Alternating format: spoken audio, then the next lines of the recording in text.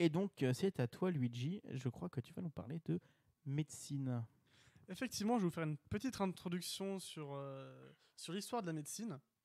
Alors quand je dis petite introduction, j'ai bien fait de la couper un petit peu plus court que ce que j'avais prévu à la base, puisqu'il reste pas beaucoup de temps avant d'atteindre l'heure.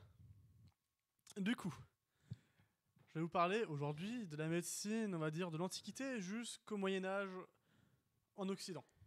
En ignorant bien sûr aussi l'Égypte, dont je ne vais pas parler, même si c'est pas vraiment l'Occident. Du coup, je vais revenir un petit peu avant l'Antiquité, je vais revenir à la préhistoire, juste pour deux petits points.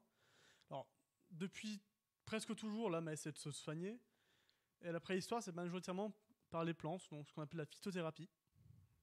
Donc, comme de phyto, la plante, et thérapie, le soin, dans l'idée. Et néanmoins, on a retrouvé sur certains crânes préhistoriques humains des traces de trépanation. Alors, la trépanation, qu'est-ce que c'est? C'est faire un trou dans le crâne. Alors, est-ce que c'était pour la médecine ou pour autre chose? On peut pas en être trop sûr, mais je voulais quand même en parler parce que c'est intéressant. Ensuite, à l'Antiquité, donc je vais parler de l'Occident, je pense qu'il y a un nom qui pourra résonner dans les oreilles de tout le monde, qui est Hippocrate, qu'on appelle le père de la médecine, même s'il y a beaucoup de différences entre sa médecine, entre guillemets, et la médecine qu'on a aujourd'hui. Alors, c'est lui qui a énoncé les principes d'une médecine qui étudie les causes et qui fait des pronostics, mais il n'y avait pas encore vraiment de médicaments. C'était plus des consignes de vie, par exemple, arrête de manger de la soupe à 19h le soir, ou des trucs dans le style.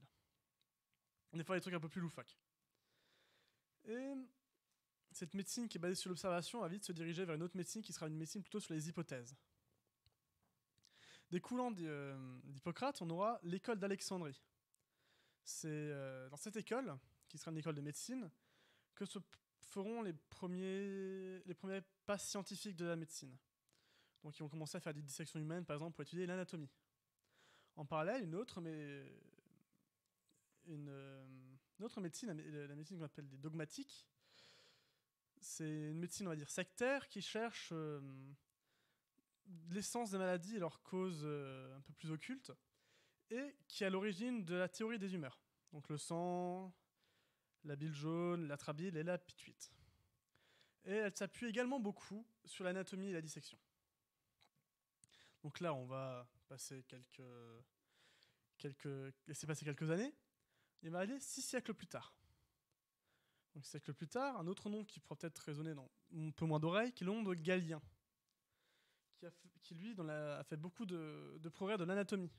C'est lui qui a décrit quasiment parfaitement la structure osseuse humaine, qui a distingué les différents tissus du corps humain, par exemple les muscles pour le mouvement, les artères pour faire circuler le sang, cerveau, origine des nerfs, et les nerfs qui étaient d'ailleurs considérés jusque-là comme des tendons, le sont considérés à part.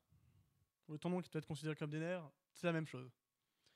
Ensuite, on arrive dans une période un peu plus sombre, qui est le Moyen-Âge. Période où il n'y aura que très peu de progrès dans la médecine, à tel point que je ne vais pas en parler du tout, car c'est vraiment anecdotique. Car l'Église s'oppose totalement à tout ce qui est dissection et études anatomiques, et qui ramène toute la médecine à la religion. Et ensuite, à la Renaissance, on va dire que la machine redémarre un petit peu, et vers le milieu du XVIe siècle, la médecine de Galien va se faire un petit peu ébranler par ce qu'on appelle la médecine spagyrique, qui commence à faire une médecine qui commence à utiliser la chimie pour traiter les maladies, tout en restant quand même allié à des opinions théosophiques, donc tout ce qui est relié à la religion, astrologique, tout ce qui est relié à l'astrologie, et kabbalistique, donc tout ce qui est relié plus à la magie. Alors c'est une renaissance du coup de l'analyse anatomique, et ça va vraiment se faire vraiment encore plus rapidement qu'avant. Et on va commencer à parler de notions d'infection, de contagion, et vraiment commencer la transition vers ce qu'on appelle la médecine moderne. La médecine moderne, je vous parlerai à un autre moment. Et au final, à l'oral, ça va beaucoup plus vite que quand je l'ai fait à la maison.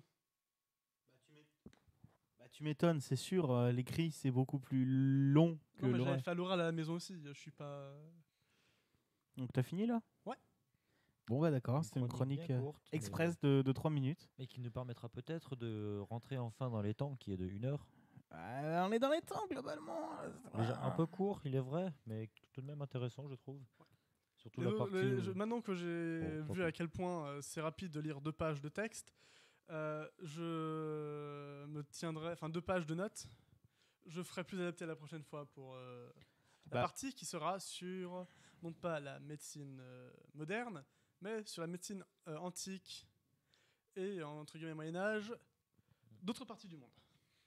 Ça fera un peu comme la série des Spider-Man. On se rappelle hein, de mes 3 chroniques là-dessus. Ouais, non, mais bon, voilà.